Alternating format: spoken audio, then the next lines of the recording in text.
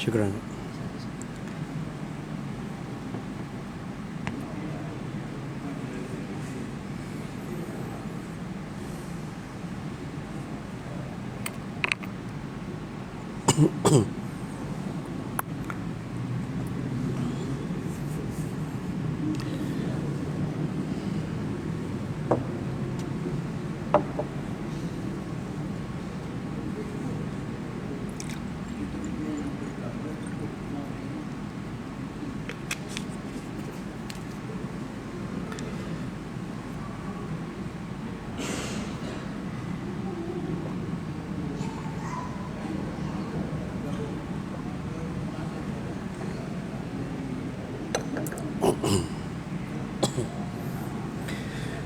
Bismillahirrahmanirrahim.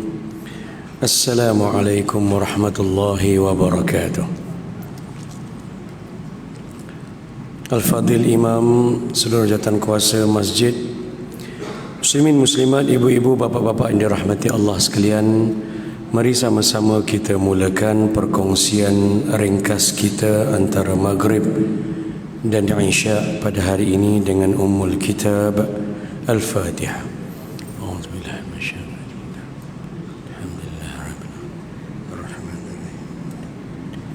إياك نعبد وإياك نستعين اهدنا الصراط المستقيم صراط الذين أنعمت عليهم غير المغضوب عليهم ولا الضالين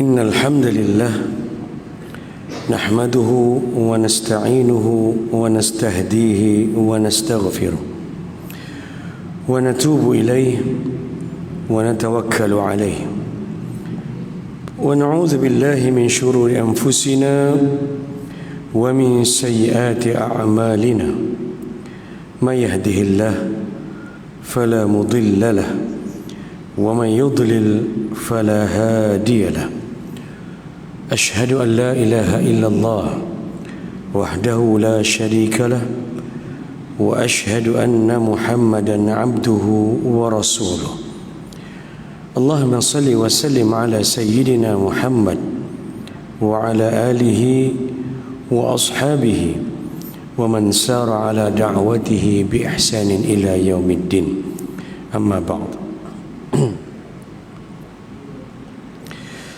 Ibu-ibu, bapak-bapak muslimin dan muslimat yang dirahmati Allah sekalian, pertamanya kita memanjatkan kesyukuran kepada Allah Subhanahu wa taala di atas segala nikmat yang berterusan yang dikurniakan buat kita,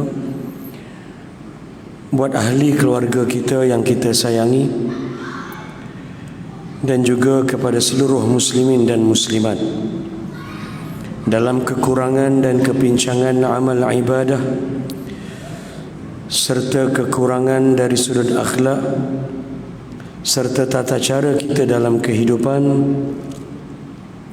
Allah Subhanahu wa taala terus menerus memberikan kepada kita nikmat, malah sama ada kita sedar ataupun tidak, nikmat yang Allah berikan itu terlalu banyak, berlebih daripada apa yang kita layak untuk mendapatkannya, kerana ini adalah merupakan kepemurahan Allah Subhanahu wa taala. Muslimin dan muslimat yang dirahmati Allah, mohon maaf awal-awal suara 50% pada hari ini. Tapi sepanjang-panjang kuliah yang lalu pun ketika suara 100% pun jumlah jemaah macam ni juga. Jadi tak ada masalah lah kot rasanya.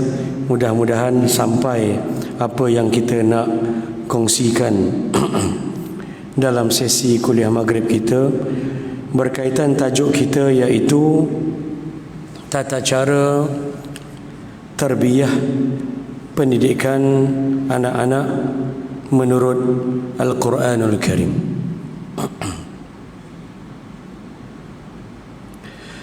Allah Subhanahu wa taala berbicara dalam Al-Quran, sila rujuk dalam surah Luqman pada ayat yang ke-21. A'udzu billahi minasy syaithanir rajim. وإذا قيل لهم اتبعوا ما أنزل الله قالوا بل نتبع ما وجدنا عليه آباءنا أولو كان الشيطان يدعوهم إلى عذاب السعير. صدق الله العظيم. Surah Luqman ayat yang ke-21 membawa pengertian, dan apabila dikatakan kepada mereka, ikutilah apa yang diturunkan oleh Allah Subhanahu wa taala, yakni perintah dan larangan Allah, maka mereka menjawab, tidak, kami akan tetap mengikuti apa yang kami dapati dan kami lihat bapa-bapa kami mengerjakan dan melakukan sesuatu perkara. Dan apakah mereka akan mengikut jejak langkah dan tata cara bapa-bapa mereka, walaupun syaitan itu menyeru ke dalam siksaan api neraka yang menyala-nyala apinya. Muslimin muslimat yang dirahmati Allah, ibu-ibu dan bapa-bapa yang dikasihi, bermula daripada ayat 20 sehinggalah kepada ayat 30 lebih di dalam surah Luqman, ia membawa kepada tema ataupun tajuk yang keempat yang diketengahkan di dalam surah Luqman, dan kata kuncinya itu adalah kepentingan tauhid, mengesakan Allah Subhanahu wa taala dalam segenap kehidupan. Kepentingan tauhid ini tidak hanya dilihat untuk kita sahaja semata-mata mengenali Allah Subhanahu wa taala dan memahami tuntutannya, tetapi keutamaan dan tanggungjawab kita sebagai ibu dan bapa, yaitu untuk menyampaikan dan memastikan ilmu akidah ini ianya kekal dan juga difahami, malah dipraktikkan oleh anak-anak kita. Kalau kita hanya semata-mata memikirkan diri kita sahaja di dunia, kemungkinan ianya senang. Namun hidup ini penuh dengan tanggungjawab, dan tanggungjawab kita sebagai kedua ibu bapa adalah untuk memastikan anak-anak kita sentiasa berada di jalan yang benar. Caranya bagaimana? Di antaranya adalah menerusi pengajaran dan tadabbur yang boleh kita ambil daripada ayat 21 surah Luqman ini. Saya faham ada ibu-ibu dan ayah-ayah mungkin ada isu-isu besar yang nak dibincangkan dan penting, tidak ada masalah untuk berbincang, cuma mungkin rendahkan sikitlah suaranya agar sekurang-kurangnya tidak sampai kepada yang di depan ini, kerana ialah sebagai manusia biasa agak sedikit terganggu. Dalam kuliah yang lalu bulan lepas saya hadir di kerusi VIP yang berada betul-betul depan saya tu, adalah dua orang abang haji kita, mungkin daripada sudut gaya bahasa badannya itu nampak benar-benar serius perbincangan. Namun kadang-kadang bila dah berada macam tu, mungkin boleh saya cadangkan untuk dibawa berbincang di sudut yang lain, kerana kadang-kadang dia boleh mengganggu konsentrasi jemaah kita jaga, tapi kadang-kadang konsentrasi yang seorang kat depan ni tak ada orang nak jaga. Mohon maaf, itu hanya pandangan saya, mungkin saya tersilap, namun insya-Allah kita cubalah sebaik yang mungkin.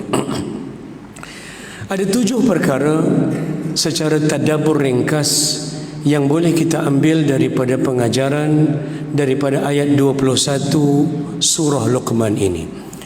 Yang pertamanya adalah berkaitan tentang kepentingan untuk kita belajar dan menuntut ilmu berdasarkan kepada wahyu Allah Subhanahu wa taala. Dan ini jelas bila Allah mulakan dalam ayat ini, ittabi'u ma anzalallah, hendaklah kamu ikuti segala apa yang diturunkan oleh Allah Subhanahu wa taala. Ikut ataupun menurut ini ada dua. Yang pertama, tanpa ada sebarang soal dakwa-dakwi, segala yang sampai kepada kita, kita ikut. Dan yang keduanya adalah yang dianjurkan dalam ayat ini, kita mengikuti perintah Allah Subhanahu wa taala, tapi ia hendaklah berlandaskan kepada ilmu dan maklumat yang kita dapat. Lantaran itu amat besar impak dan kesannya apabila daripada 6236 ayat Al-Quranul Karim, ianya bermula dengan kata kunci Iqra, yakni bacalah. Untuk membaca dan perintah membaca itu kita telusuri dan kita hayati. Pertamanya, seseorang itu perlu kenal dan dikenalkan, perlu belajar dan diajar, perlu sabar dan perlu ada rasa untuk menerima ilmu dan maklumat. Belajar ilmu berkaitan tentang diftong, bunyi keluar suara, yang disebut dalam ilmu tajwid sebagai makhraj. Belajar membunyikan sesuatu dan menamakan bunyi itu sebagai satu-satu huruf. Sabar seterusnya belajar daripada setiap huruf itu dikumpul dan disusun menjadi satu perkataan. Ilmu itu ditambah dengan kesabaran belajar, satu perkataan itu menjadi satu ayat, dan seterusnya lebih besar lagi daripada itu. Antaran itu, bila dimulakan dengan lafaz bacalah ataupun iqra, pertamanya adalah belajar ini sesuatu yang senang dan mudah untuk setiap orang akses tanpa mengira umur. Sekarang ini kita hantar anak-anak kita ke mana-mana peringkat pengajian. Sebenarnya dan hakikat yang berlaku, lebih kecil dan rendah usia anak kita, bila kita mula nak hantar dia untuk belajar di mana-mana institusi pendidikan, kerajaan ataupun swasta, kadar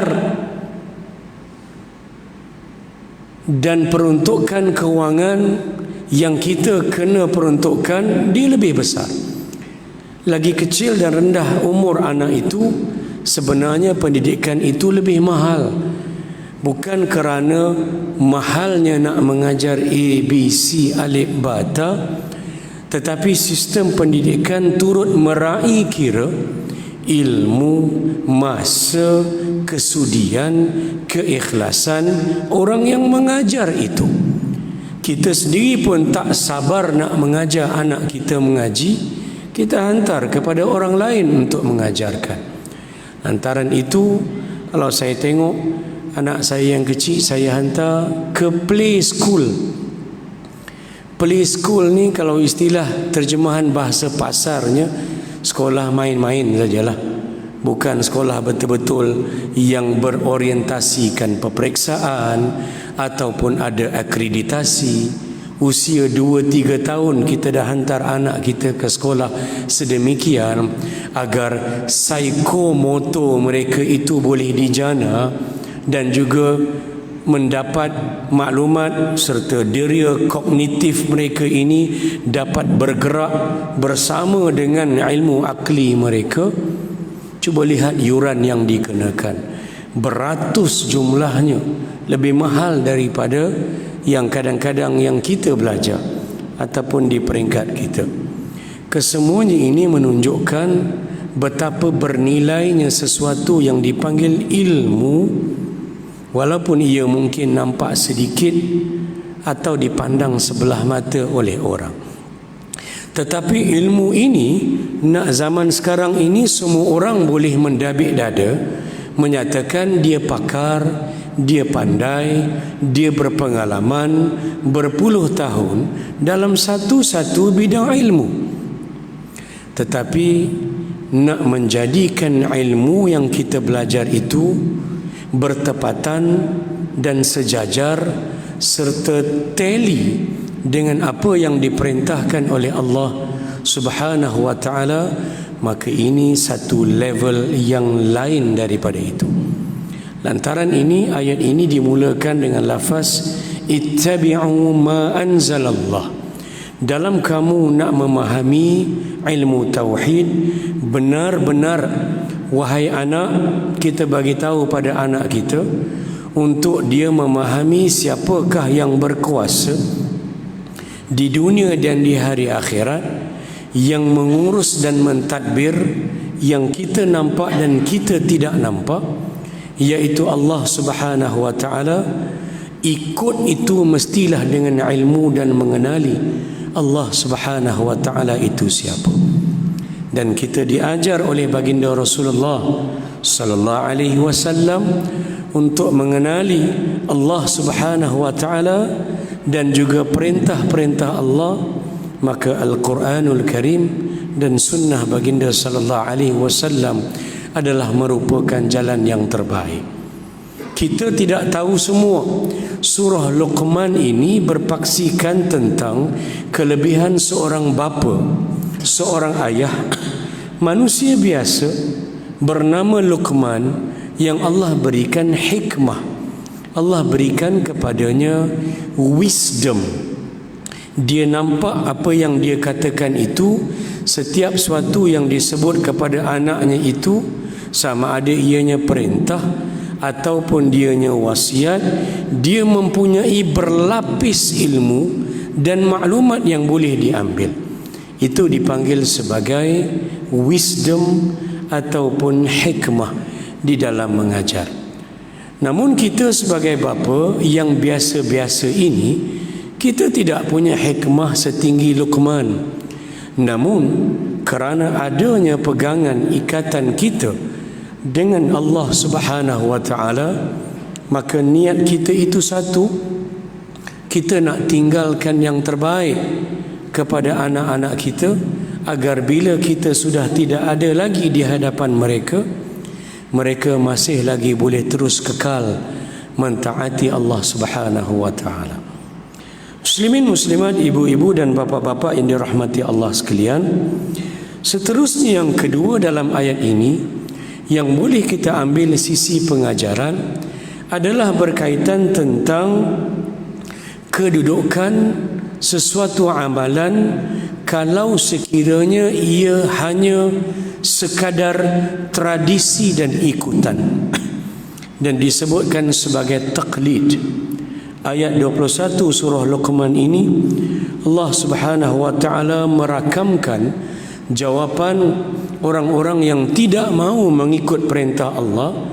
Sebab utama mereka ini merasakan tak sesuai untuk mereka mengikuti perintah Allah Subhanahu wa taala adalah qalu, mereka semua menjawab, bal nattabi'u ma wajadna alaihi aba'ana. Kami tak tahu yang mana betul yang mana salah, tapi pada kami apa-apa yang ayah-ayah kami dulu pernah buat, yang ayah-ayah kami dulu pernah ajar, yang itu jelah yang kami ikut. Pada kami itu telah mencukupi untuk kehidupan kami, sekadar ikut apa yang ditinggalkan oleh orang yang terdahulu, itu sudah memadai dalam kehidupan. Subhanallah, menerusi perkara yang kedua ini, Allah Subhanahu wa taala menunjukkan kedudukan amalan taklid ataupun sekadar ikutan, ikut tetapi tidak mau untuk belajar ilmu, ikut tetapi tidak menerusi lunas dan juga laras ilmu pengetahuan itu sendiri. Pertama, dari sudut umum, hukum bertaklid, taklid ataupun ikut ini hukum asalnya itu harus. Dan kita semua mula belajar mengenal, memerhatikan sesuatu berdasarkan kepada taklid dan ikutan. Daripada kita kecil, kita ikut mak dan ayah kita ke surau. Bagaimana cara ayah kita rokok, begitulah cara kita rokok. Sehinggalah nanti kita dapat ilmu, dalil, bukti, hadis menyatakan cara rokok. Selepas daripada itu, awal-awal kita lihat cara bagaimana ayah kita menadah tangan untuk berdoa, maka begitulah anaknya akan berdoa. Kalau ayah itu jenis berdoa dengan kedua-dua tapak tangannya itu dirapatkan, anaknya akan buat doa dengan cara yang sama. Kalau ibu dan ayah itu berdoa dengan membuka dan merenggangkan sedikit kedua tapak tangan, anaknya akan berdoa cara yang sama. Sebab itu yang diperhatikan, cara ayahnya berdoa. Kalau ayahnya itu berdoa tapi jarinya itu tak berhenti, kadang garuk, kadang bergerak, tak tahu kenapa pergerakan, anak juga akan buat yang sama. Kerana ini adalah merupakan taklid dan ikutan.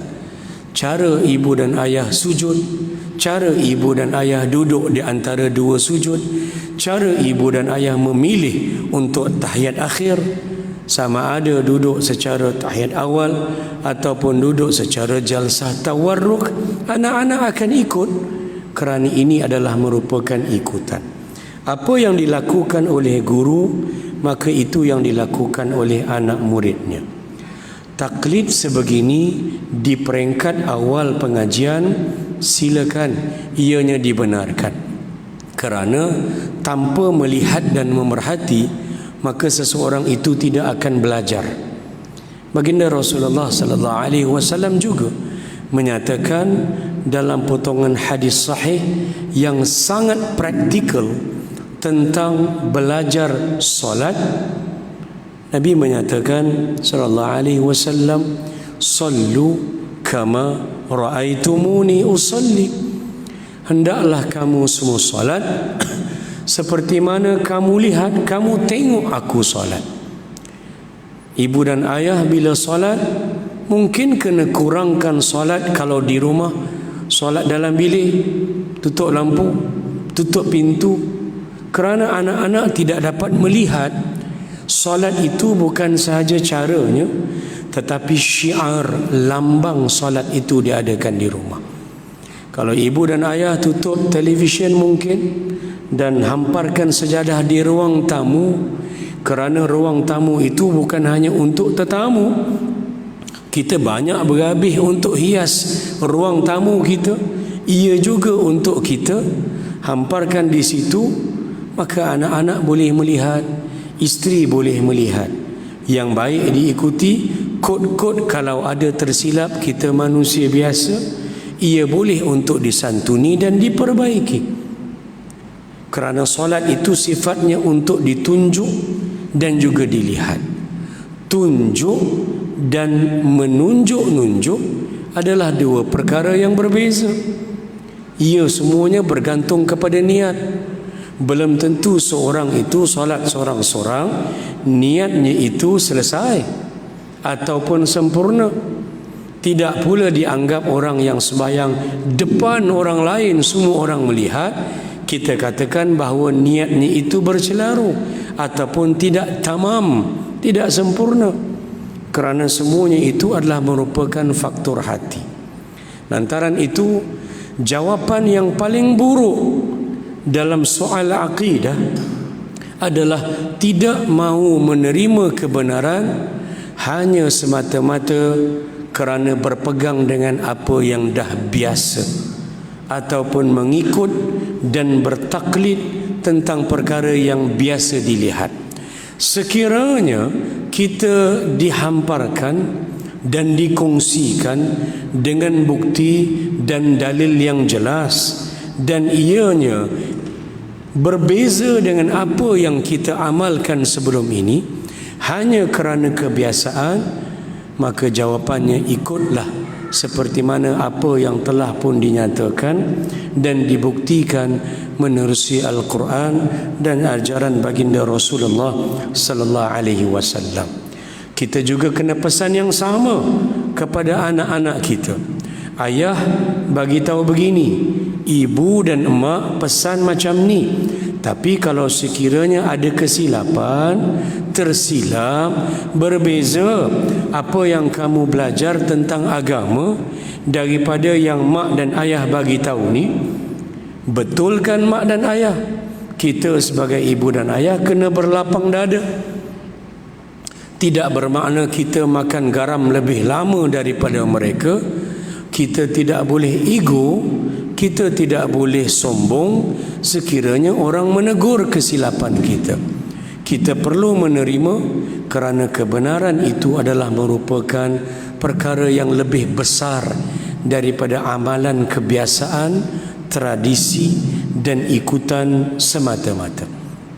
Muslimin muslimat yang dirahmati Allah, pengajaran yang ketiga yang kita ambil daripada ayat 21 surah Luqman ini adalah peri besarnya teguran yang Allah Subhanahu wa taala berikan kepada orang-orang yang tegar mengamalkan tradisi atau kebiasaan mereka tanpa sebarang wajaran ataupun sandaran daripada dalil. Allah Subhanahu wa taala bukan sekadar mengarahkan agar kita ini mengikuti perintahnya dan perintah baginda Rasulullah sallallahu alaihi wasallam. Allah juga tidak sekadar menerangkan tentang kedudukan bertaklid atau mengamalkan amalan berdasarkan kebiasaan semata-mata, tetapi yang ketiga ini Allah menunjukkan tegurannya itu kepada kita. Kalau sekiranya masih ada orang yang tegar ataupun tidak mahu untuk berubah hanya semata-mata kerana yang dia taklid, yang dia ikuti itu ianya bersalahan dengan apa yang disandarkan kepada ilmu Allah Subhanahu wa taala. Lantaran itu Allah Subhanahu wa taala mengaitkan ayat ini dengan menyatakan bahawa dikaitkan salah satu sebab daripada banyak sebab yang boleh menjadikan keputusan terakhir manusia nanti di hari akhirat wal'iyadzu billah dicampakkan ke dalam api neraka, azabis sa'ir, neraka yang menjulang-julang apinya, adalah kerana seseorang yang tidak mahu untuk berubah hanya semata-mata kerana telah biasa dan suka dengan cara pembawakannya dan juga tidak menerima ilmu dan ajaran yang disampaikan oleh para nabi dan juga para rasul alaihi wassalatu wassalam ajma'in. Allah Subhanahu wa taala menyatakan bahayanya sebegini kalau sekiranya wujud dalam generasi, tak kiralah generasi X, Y, Z, ada lagi generasi selepas daripada ini dengan gelaran istilah dan pelbagai terminologi yang ada. Kalau sekiranya mereka menjadi generasi dalam bab-bab kebenaran ataupun perkara-perkara terkait dengan kekanan ilmu pengetahuan, kesemuanya itu mereka sebagai orang muda sanggup letakkan ke tepi semata-mata kerana mereka hanya berpegang dengan apa yang diajar oleh ibu dan ayah mereka semata-mata. Kita tidak mahu mewujudkan generasi akan datang yang hanya berpada dengan apa yang dia tahu dan dia telah belajar berpuluh tahun lamanya.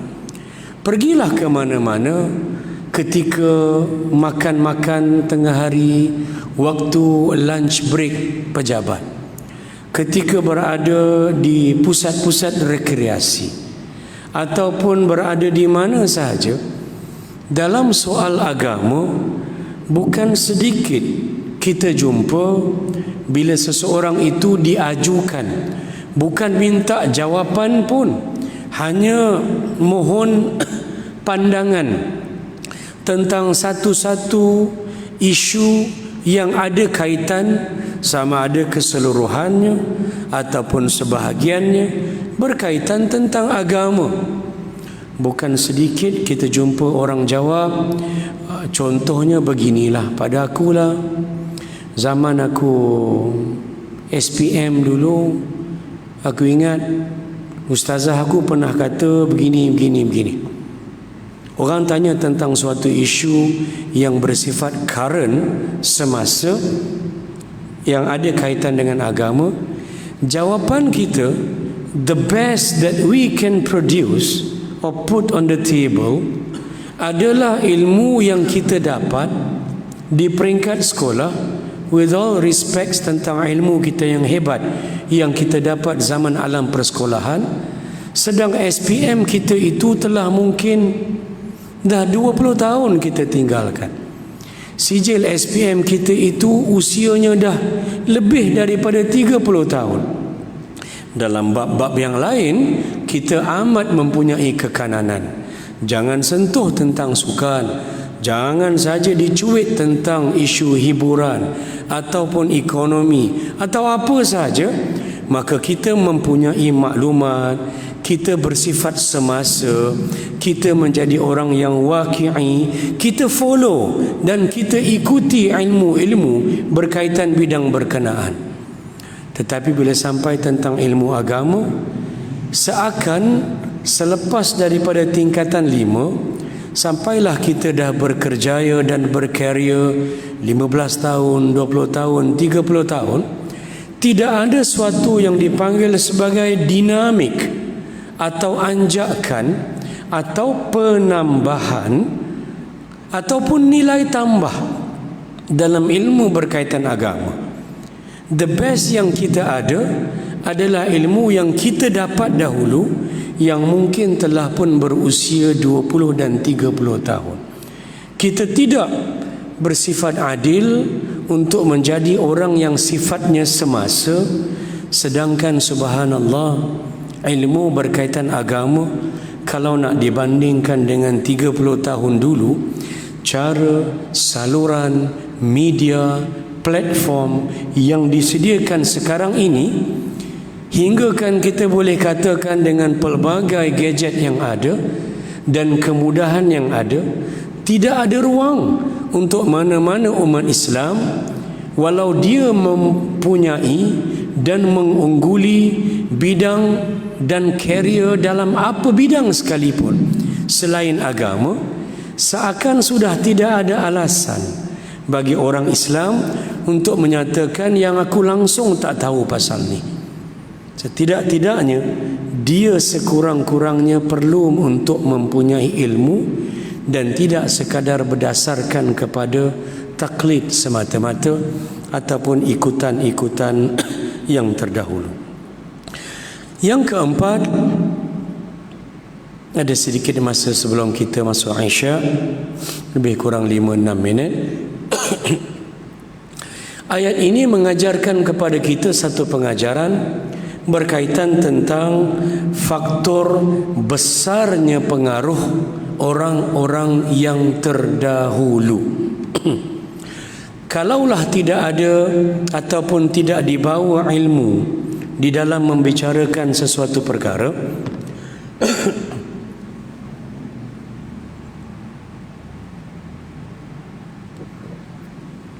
maaf saya, ataupun dibawa sesuatu wajaran dan pertimbangan sesuatu perkara itu berdasarkan lunas ilmu,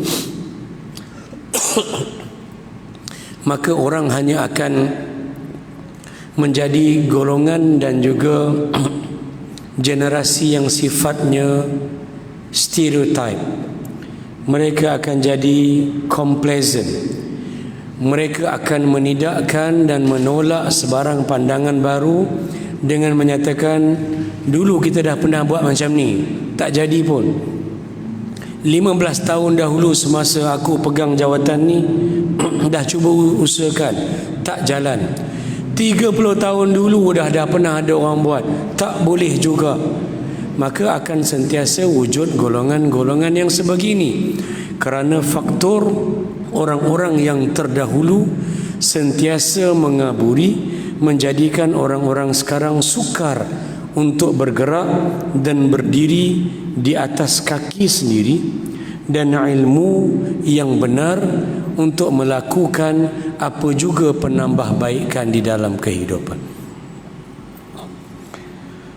Yang kelima, ayat ini mengajarkan kepada kita 8:13 mengajarkan kepada kita berkaitan tentang sebenarnya Allah Subhanahu wa taala nak menunjukkan pada ayat ini tidak ada alasan sebenarnya untuk mana-mana manusia hamba Allah untuk kekal syirik kepada Allah Subhanahu wa taala, untuk kekal tidak menerima agama Allah Subhanahu wa taala dan menolak kebenaran.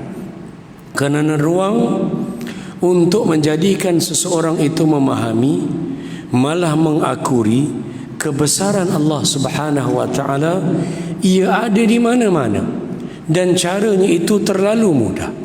Satunya menerusi sebarang bentuk jenis maklumat pelbagai saluran, dan satunya adalah mengisyaratkan kepada kita sendiri sebagai umat Islam untuk bertindak dan berperanan sebagai da'i, sebagai penyampai. Kita tidak boleh dengan menyatakan bahawa aku bidang seni bina, aku berada dalam bidang sains, aku berada dalam bidang pengurusan, urusan-urusan agama ini diselesaikan oleh orang agama. Kerana sebenarnya agama itu ada tanggungjawabnya itu pada setiap manusia yang bergelar Muslim. Sekurang-kurangnya kita kena letakkan sandaran dan juga azam, letakkan dalam diri kita ini sasaran bahawa sekurang-kurangnya, mungkin kalau tidak harian, dalam sebulan ataupun setahun, adalah ruang untuk diri aku ini dengan apa juga cara, tidak hanya secara ceramah, tapi dengan cara yang lain yang banyak lagi, untuk menjadi ejen menyampaikan Islam dan menunjukkan Islam kepada orang lain. 13 tahun baginda sallallahu alaihi wasallam menyampaikan dakwah sebelum hijrah di Makkah. Jumlah yang masuk Islam itu tidak ramai, tetapi sejarah menunjukkan bahawa yang paling banyak dan paling ramai menerima Islam kadang-kadang bukan kerana perkataan, bukan kerana ceramah yang panjang lebar, tetapi kerana melihat tata cara, akhlak, tingkah laku, perangai dan PL seorang umat Islam yang biasa-biasa. Jatuh hati orang bukan Islam melihat akhlak umat Islam dalam apa juga cara, ianya membuka ruang untuk hidayah Allah Subhanahu wa taala itu turun. Telah masuk waktu Isya, saya tidak berhajat untuk memanjangkan masa. Mudah-mudahan Allah memberkati majlis ilmu kita dan juga dijadikan majlis ilmu ini sebagai taman daripada taman-taman syurga insya-Allah, yang baik dari Allah, yang lemah daripada saya. Aqulu qawli hadza wa astaghfirullahal azim li wa lakum. Wassalamualaikum warahmatullahi wabarakatuh. Bismillahirrahmanirrahim. Suratul Asr.